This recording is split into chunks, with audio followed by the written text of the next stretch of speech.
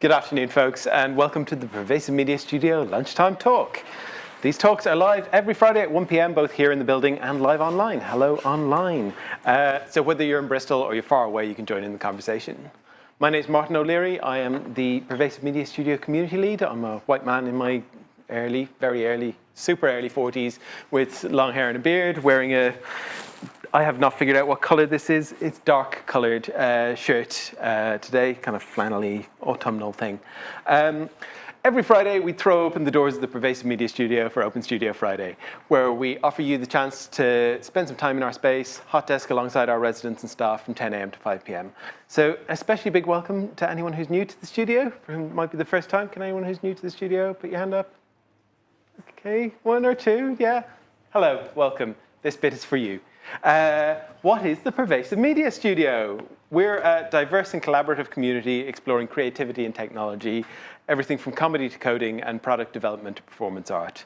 We're a partnership between Watershed, where we are right now, the University of the West of England and the University of Bristol, and we're funded by Arts Council England.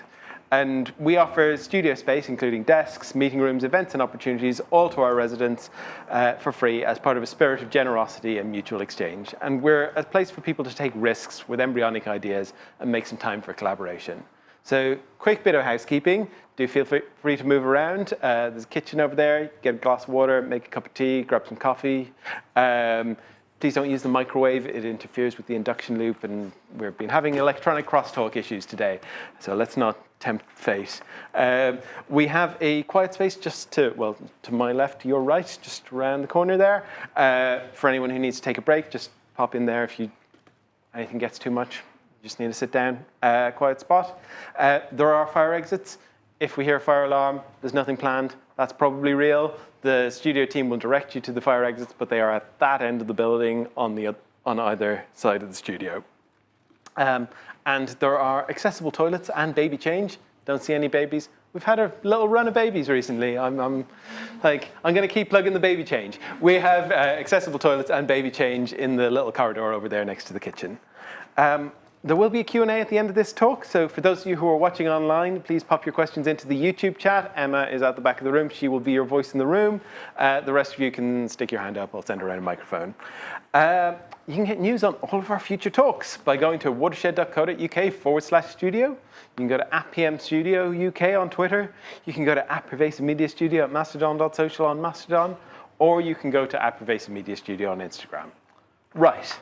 Our speaker for today is Ben Mars. Ben is the director of the Black Laboratory, an animation model making and live performance studio based over at puppix on the Dockside here in Bristol. Ben's going to give us an introduction to the Black Laboratory's work and the development they've been doing recently, supported by the MyWorld Challenge Call, led by Digital Catapult, building a new live puppet performance capture system called puppix. So please join me in giving a very warm welcome to Ben and his little friends.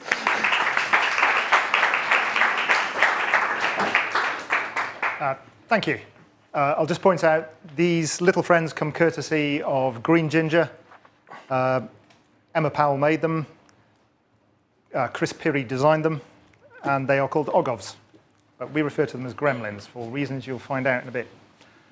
I'm going to talk to you about why puppets and give you a bit of background on Black Laboratory.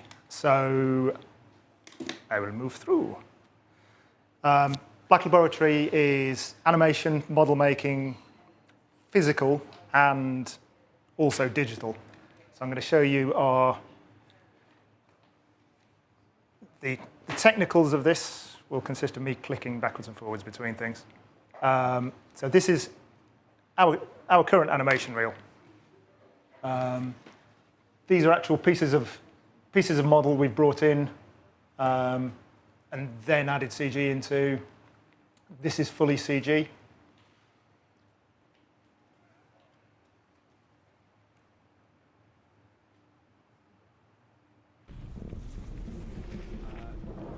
This we did a while back. You may or may not know the character. This was done as part of HarperCollins had a competition for people to design an advert for their new book. And then we were asked to make the advert for the fans who had come up with it.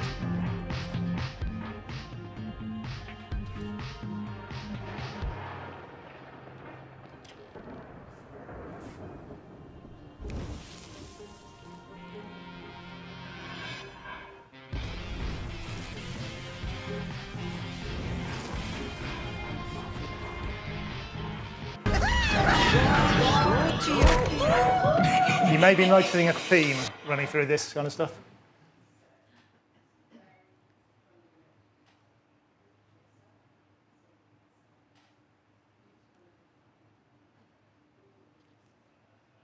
So we do small-scale adverts in-house, pilots and things like that, and then also supervise larger-scale stuff and work as subcontractors on films. But you're not here to see the CG mostly, I would guess. The world needs a big hero. This was a film that we'll be re-releasing now in beautiful 4K. It was originally done in tiny, about 20 years ago. And then we also do more realistic stuff. So this is from A Little Chaos that Alan Rickman did. Idiot, you didn't know that? You fly everywhere, you don't even drive. What do you know? He's got a point there, Bumble. Yeah, whatever. I used to fly all the time, but now the smog is just disgusting, man. It's just this pollution is out of control. All the bees are riding around in cars these days. And then CG character added on top. Right, let's get on to proper puppetry.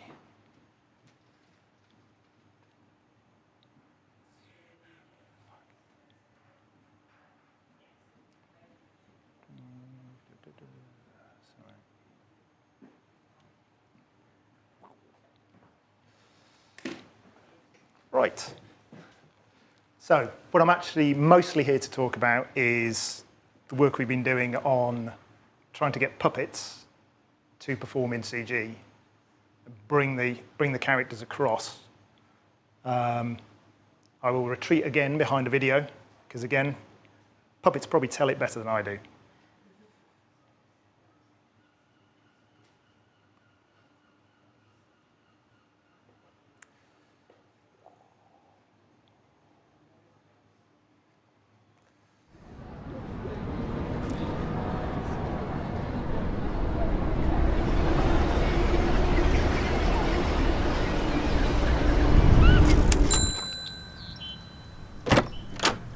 Welcome to the Black Laboratory Top Secret presentation.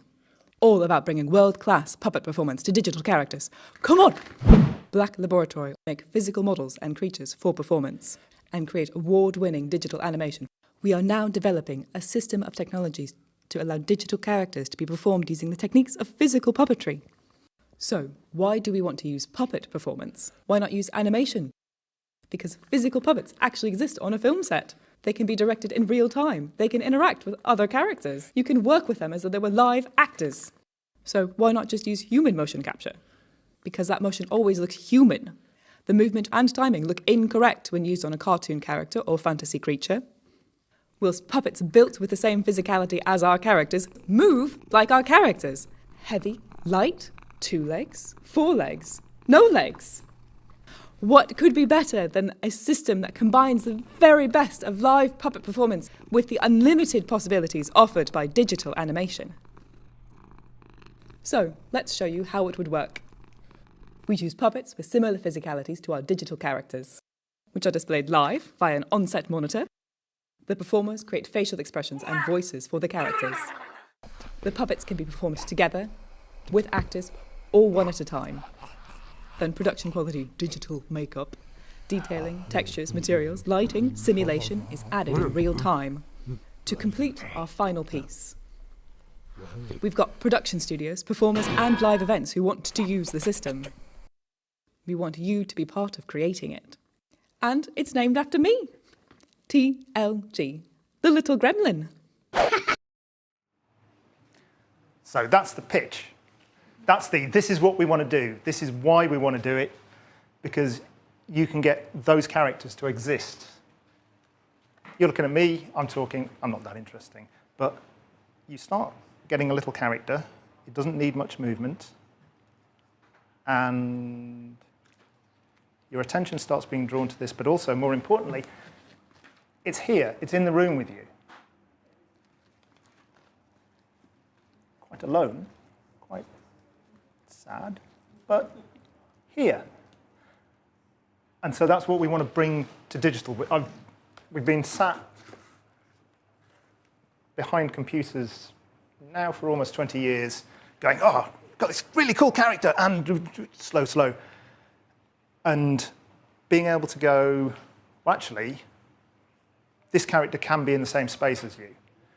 This character can be in the same space as the actors. It can do all of the cool things that were pointed out by better puppeteers on the vid. So we pitched, and we've got support from various folk over the years, but the big thing that made the difference was the MyWorld funding, which enabled us to go, right, we can now spend a solid block of time trying to get this to work and working it up. I can explain, this is a little bitty, what we were trying to get to. So the reason I'm really wanting to do it is worked on a film called Pan a while back, and that was the new Peter Pan, Joe Wright directing. And in that, there's a thing called the Neverbird, which is, in its original creation, we were doing a thing called pre-visualization. So we were roughing out shots that were going to happen. And the director brought in Sarah Wright, who is part of the Islington Puppet Theatre and the Curious School of Puppetry, to puppet this creature. It's an assembly of bits of bone and feather, stuff just kind of loosely held together and moving. And Sarah and a team of puppeteers came in and performed that character as part of the roughing out what would happen in the film. And it was beautiful. As you can probably tell from the showreel, I have a slightly macabre way about me. And this was just, it was creepy, it was magical, it did not move like anything you have seen before. And the pre-visualization animators went, that's amazing, yeah, we will copy how that moves. And so for the pre-visualization, the movements of that character that had come from the puppetry transferred across. And you just had this thing that had the physicality of just deeply weird, unpleasant, scary creature which just fitted in beautifully. And then we saw the final film. And all of that had been polished away and cleaned up and animated and animated and animated and refined. And it was a beautiful piece of animation, but it was a CG piece of animation. The character that had been there in that performance had been lost. And the other thing that inspired was, on his Dark Materials, they have reference puppets on set. I have not worked on this, but looking at what was going on, you have live puppeteers performing against the actors. Originally, this was so that you could get eye lines and positions, and then they discovered that if you have a character that's actually in the room, that's there, even fairly simple movements, you start interacting with it as a character, as live. And so you're getting performances from the actors acting against the creatures, and they went, okay, well, we'll keep them in. And we use that as reference. And again, in the final animation, they're not taking that performance because it's not being recorded, it's being filmed. But there isn't that transfer of the performance that is being carried out by the puppeteers. And that is the thing we want to do. We want to be able to say, you have a performance that's taking place in the space, whether it's two puppet characters, it's a puppet and an actor, we want to be able to offer that to the director. If the director then chooses, okay, I like that performance, but actually I want to change it, as we did on Nice Guys, yeah, that's fair enough, but at least you've got that starting point, and that reality between the performer, the actor, the puppet, all happening in the same space can be there, can be transferred over. At the moment, the ways that live puppetry gets done, or digital controlled puppetry, is you can do human motion capture. You can do what Henson's are doing with Waldo systems, where you're controlling the movement of a character in the digital space using controllers. And there's various people also starting to play with game controllers and VR controllers as a way of directly controlling a digital puppet. What you don't get from that is that physicality, is that ability to look at the character in the same space as you and go, this moves in a certain way. It's got weight. Its feet move, contact. You don't have that with the digital. So being able to say, yeah, here's the physical thing. Yes, you get the digital performance. The other thing that gets raised is, yeah, AI is going to knock this all out of the box anyway. The vast majority of AI that is being used for motion capture has been trained, and it's been trained on humans, because that's what most motion capture is being used for. So it has learned how humans move. I can take a piece of video, move my arm around, and it'll go, well, I think that's probably going to be a wrist, an elbow, and predict pretty well how a human's going to move. A character that isn't human-based, that doesn't have a human physicality, it doesn't have that data. It doesn't have that prediction. So we are probably going to end up with a big bank of non-human movement that could potentially be used to train an AI. Certainly, we aren't going to have the issue of human-trained AI coming along in the next year or two and throwing away what we're doing. But also, every character is different. You can design a character for a kids' show, a realistic animal, all sorts of different characters, and you get that true physical movement that you don't get from prediction and that you can get from doing keyframe digital animation. But it takes iterations. You have to polish through and polish through. You don't have the immediacy. So that is why we want to do it. That's why we went, please, let us.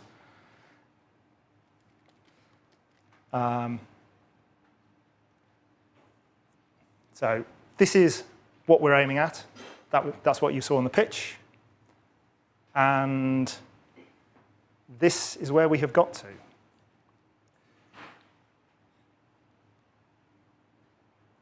If we get it to play. To that too. Real time.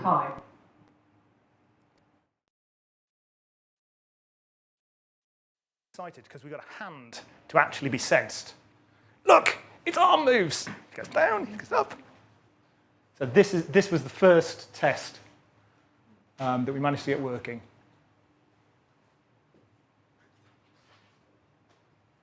I'm possibly more excited than you are. And then, yeah, just trying to sense the body positions, get that in.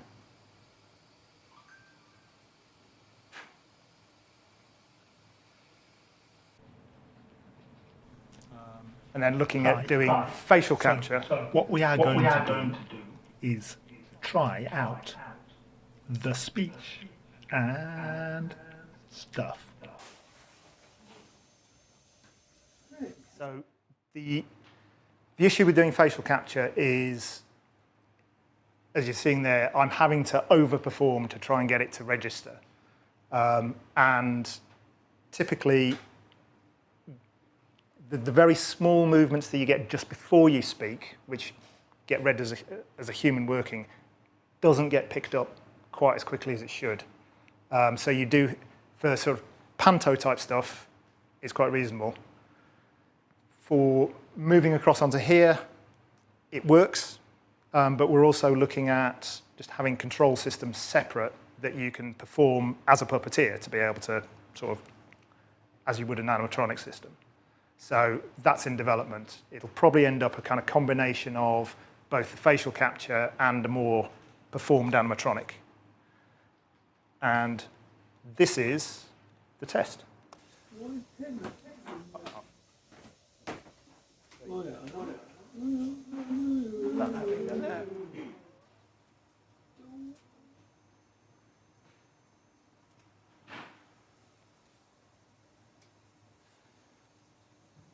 The nose stroke.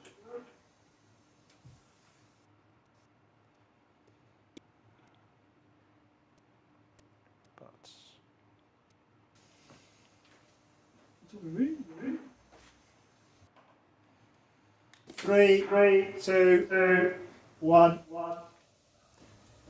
Are we on? Is he rolling? Oh! Here. Hello, people watching me in the Loco Club.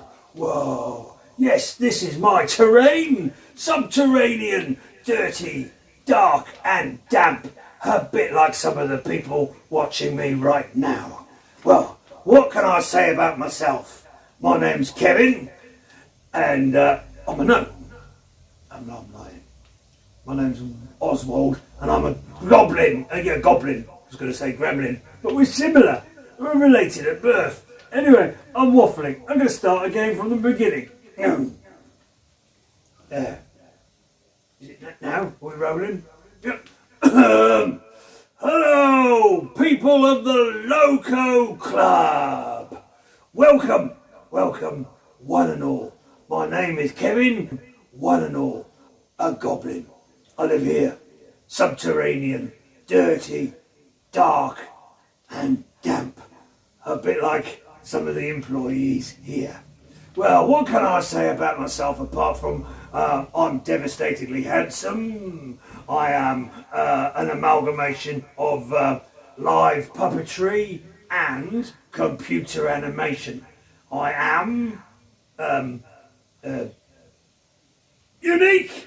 Yeah, that's what I am. I'm unique. Yeah, you won't see another one like me anywhere at all in Bristol. Or even the world. It's astounding, isn't it? You are actually witnessing history being made right now. Not tomorrow, not yesterday, but right now. Except this was filmed a while ago, so it was then, but also now. Whoa. Blows your tiny mind, doesn't it?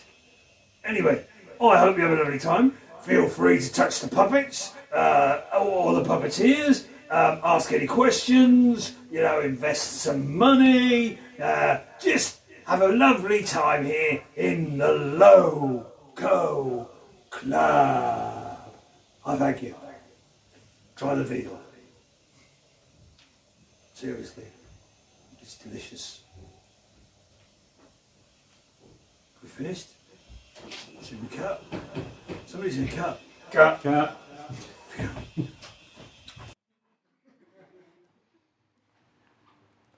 So that is where we're at. One of the things I like about that is the end where it kind of goes cut, and you can see it's still managing to sense the kind of oof, but also the point where the performance goes slightly left field and sideways at the start. You can just go, okay, actually, no, let's just dial it back, try again. That would be, repeated over and over again. If you're doing that keyframe, that would have gone through a week of being created, and then you're back again. What you do need to do with puppet performances, you need to rehearse it. So it isn't suddenly magically going to go, oh yeah, we can do animation like that. In the same way as motion capture, you can't just get someone to walk on and bang, you've nailed it. So what you're looking at is similar to doing a live show. You rehearse, you block out, and then you do the capture performance.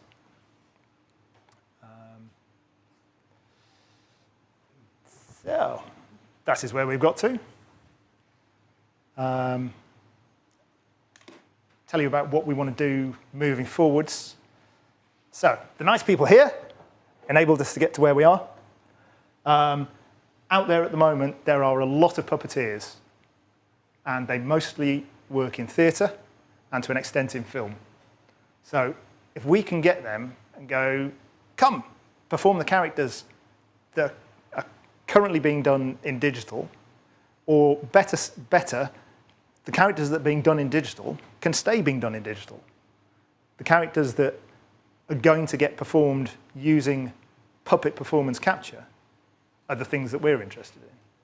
So not replace, but go, we've got this pool of talent of really, really good puppeteers who at the moment, between theatre gigs, aren't doing as much as they could. Whereas if we can get a show or an ad, or things like that, running with our system, we can pull the puppeteers in and go, right, let's get a specific performance, let's do it, let's produce something that has its own character, has an immediacy. So we're talking with a studio that does children's animation that we've worked with before, who are wanting to do a puppet capture-based system. But we're also looking for other partners who want to do similar things or want to do something that's slightly away from what we're doing at the moment so that we get pushed. Because at the moment, I'm going, oh, we could do this, and we could. If you have an idea, that's anyone here and anyone out there, that you want done using the system, talk to us. Because at the moment, we have loads of ideas of where it can go, but you have ideas of what you think it can do. So speak to us. And now I'm going to get you to ask me questions. All right, thank you very much, Ben.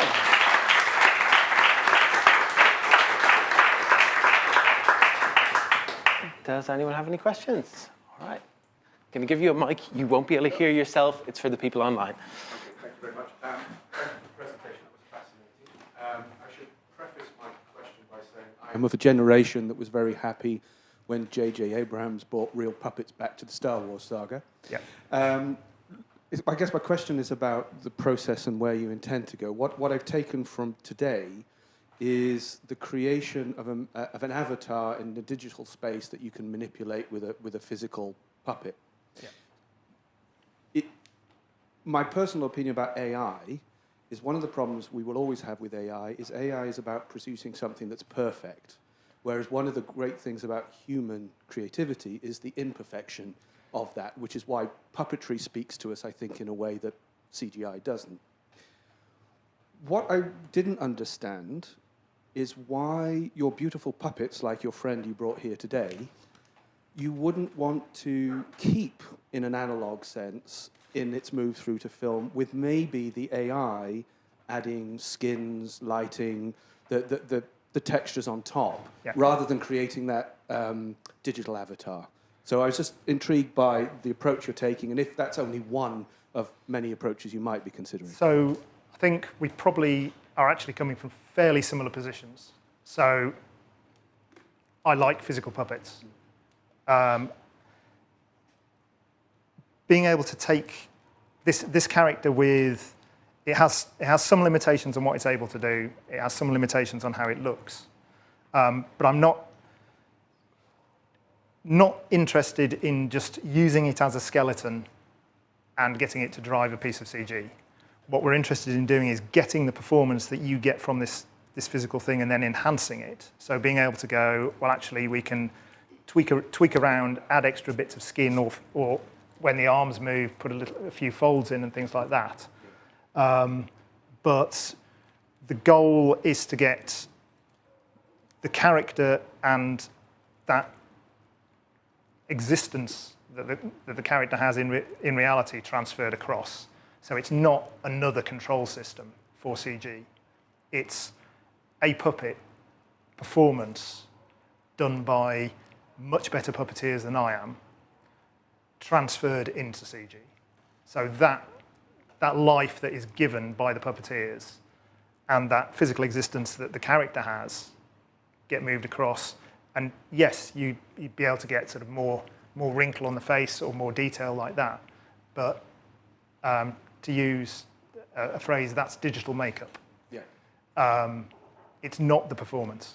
So the key performance is what you get in the space, because you're live and you're interacting with live beings. So that's the reason, and that's the drive for it. It's not to say we're going to have a better Xbox controller to move these. That sounds very exciting. Thank you. Yeah. Hi, thanks. Oh yeah, it's weird, isn't it? You don't hear Yeah, anything. Yeah, okay, great. Freaks you out a little bit. I trained under Sarah at Curious, Yeah. and I've got a question around when Dick was puppeteering, the puppet wasn't the same puppet. Yeah. And there's kind of like this school of thought, I think it's like Renee Baker talks about it a lot, of like you're not puppeteering, you're kind of like allowing the puppet to come to life. And I wondered if like what challenges that might be for a puppeteer if you're puppeteering something that is not the puppet that you're working with, or whether that's something that's going to change. That is very much going to change. So at the moment, what we've got is a puppet that we've built, and then we're using a character from a short film we're doing called Goblin Watch, which is like Autumn Watch, but with goblins. People stand in a field going, yeah, they're going to turn up soon, definitely, sometime, soon, coming in 2024.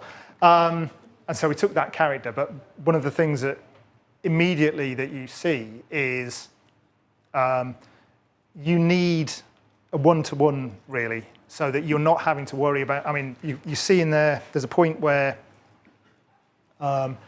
Dick Downey, who's performing, tries doing a nose stroke, and the character's face and the character's hand don't match the digital.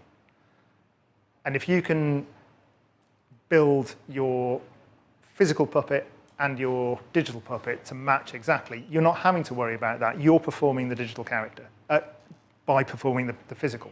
There's no difference. So I get, one of the things I keep on going on about is I need to put some more foam around there so that your hand doesn't go through.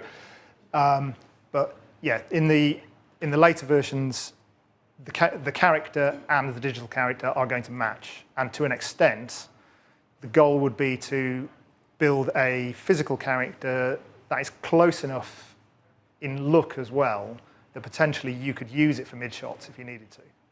And so you can do what you were talking about of just doing an enhancement to the puppet character so that you're not painting it out completely. You can just go, well, actually, we'll just add in a little detail. So yes, one-to-one match is what we're aiming for.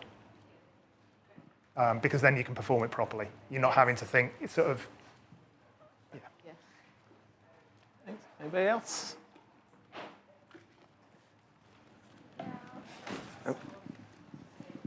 Hi. I'm not quite sure what my question is, but I was just thinking that do you think that the goblin feels more like a goblin through this method, or more like a puppet goblin?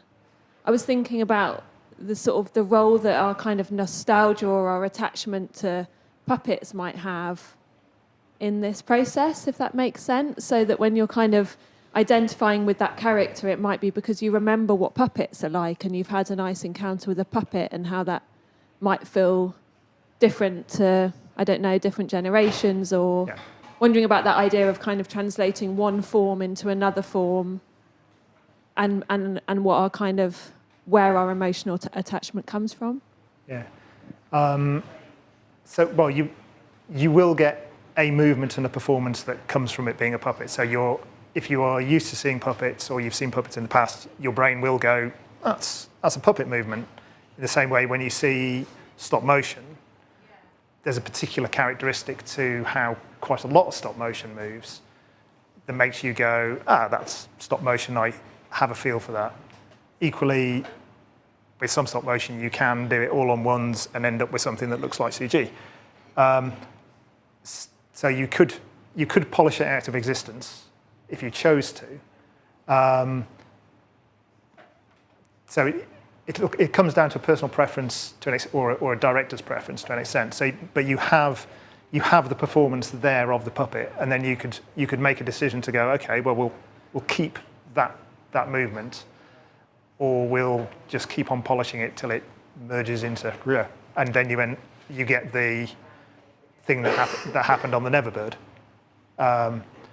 So I personally would go, yes, make it obvious it's a puppet. And then I'm of a generation that saw the animatronics and the physical stuff that was going on in films. And the only limitation to that is there are certain movements that you can't make at the same time as doing other stuff. But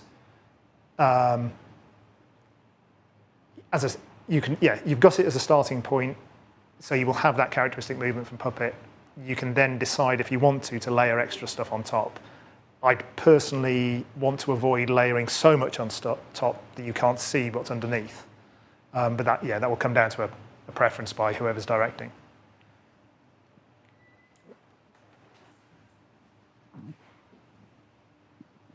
Thank you. It was to you both. It was great. Thank you. I was wondering if you could speak about whether you feel, you mentioned it a bit, that AI is very good at making things perfect, and that it fills in. Like the thing that I love about puppets is that they leave this gap that we fill with life, and that if we're not careful, that AI, whether you think that if we're not careful, AI will be so good that it fills in that gap and it makes the skin look exactly like skin and everything look so good, but then it leaves no room for that gap, and it just becomes this very beautiful thing as opposed to a person that it doesn't, which is what that is. Do you know what I mean? I'm not expressing it very well. No, that's fine. AI, I don't think produces perfection. AI produces an average. So whatever it's learned, it kind of evens out. So if you take all of the information that's out there at the moment, you end up with something that's kind of mid-range and will do. I suppose the slickness, the smoothness is more what I was trying to express. Yeah, sorry. I think you can also get that without needing to do AI. You can do it by starting to use CG techniques and layering it over the top. So in some ways, that's more likely to come from a human who's making decisions about how to add computer animation on top than it is from an AI, because an AI, certainly at the moment, doesn't have the data about how these characters move. And so it would be guessing. You'd be back to the early days of AI where you're sort of getting multi-dog heads all over the place. So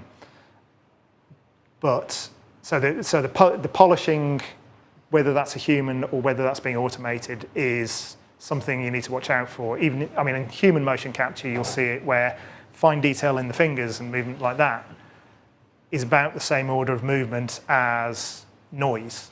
And so is my hand vibrating like that, or are my fingers moving? And that all gets polished out. And so you end up with that's, I think, where the slickness comes from. So you need a human in there to keep the quality up.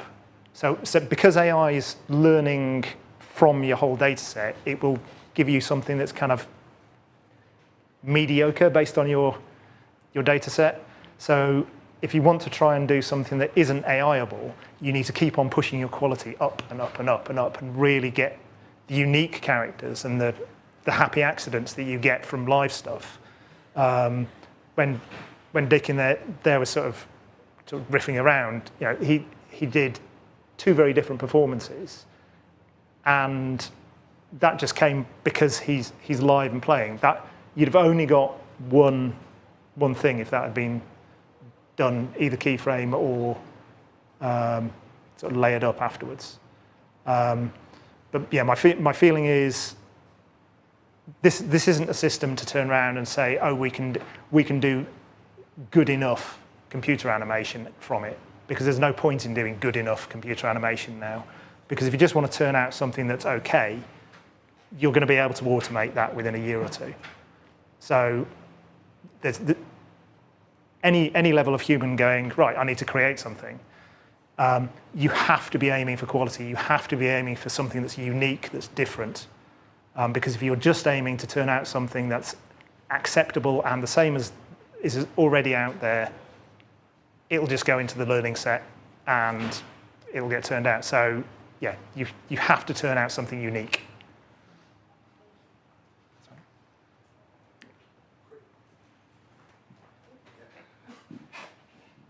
Quick mercenary question now. Yeah. So from a producer's perspective, if Yeah. they were looking to have a fantasy film, Yeah. is this a process that is going to save money for a producer? And if so, do you have a sense of the scale of savings that might be for such a film? This is a process that's going to let you use the budget you had before to do something that's better quality. Very good answer.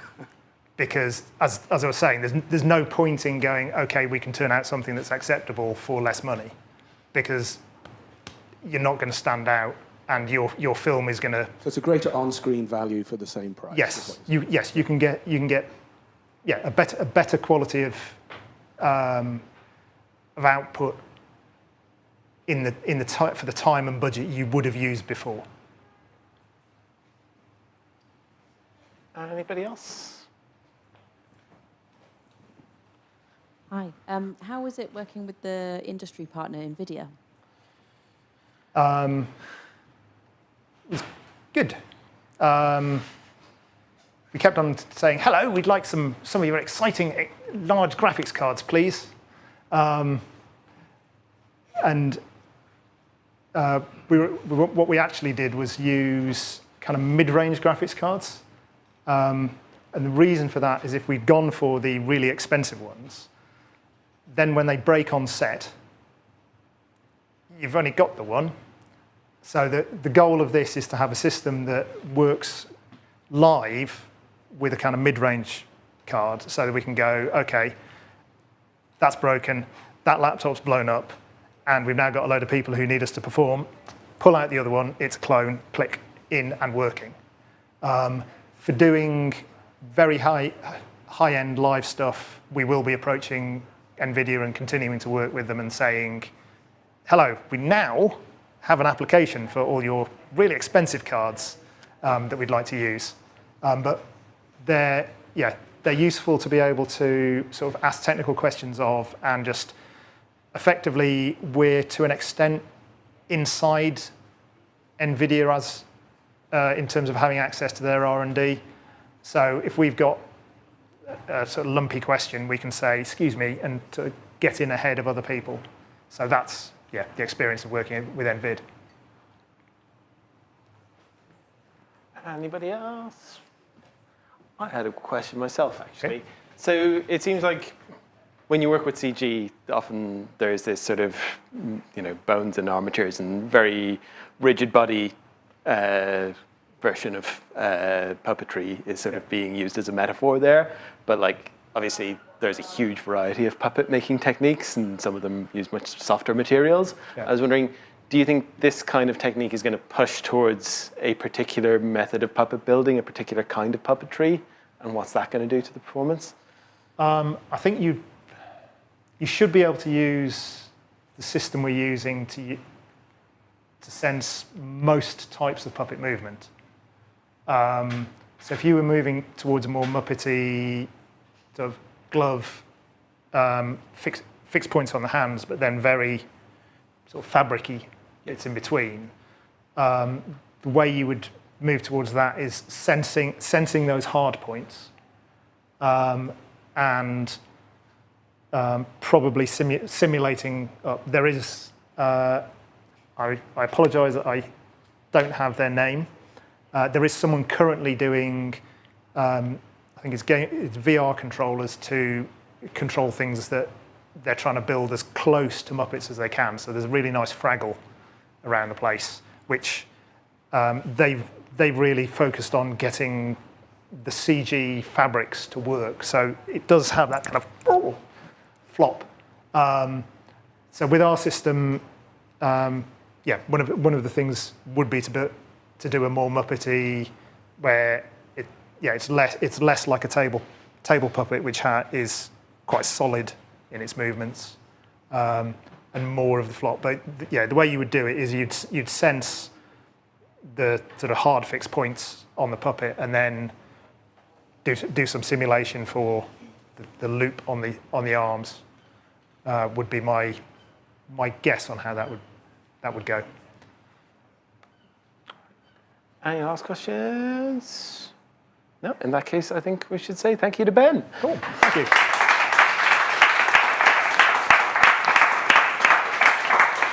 So, before you all go, if you want to stick around in Hot Desk today, find out more about what we do here at the studio, please come find one of the studio team. Studio team, give us a wave. Here we are. If you're watching online, you can drop us an email at studio@watershed.co.uk. We will do our best to respond. Thank you all for being here today, and we'll see you all here again next week.